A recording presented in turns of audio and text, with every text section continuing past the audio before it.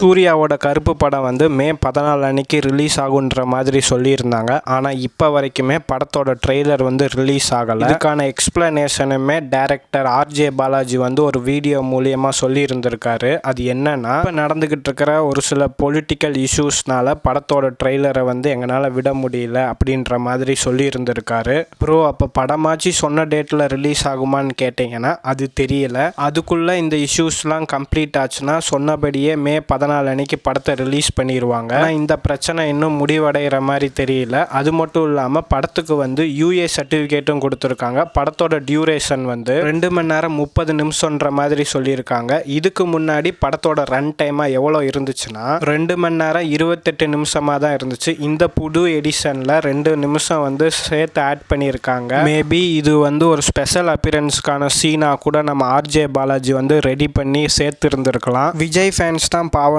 பார்த்தா சூர்யா ஃபேன்ஸ் நிலைமையும் இப்போ கவலைக்கிடமாக ஆகிக்கிட்டு இருக்கு. கடைசியாக ரிலீஸ் ஆன ஜெய் பீம் படத்துக்கு அப்புறம் எந்த ஒரு படமே சரியாக போகலை. உங்களில் எத்தனை பேர் கருப்பு படத்துக்கு வெயிட் பண்ணுறீங்கன்றதை கமெண்ட் பண்ணுங்கள்.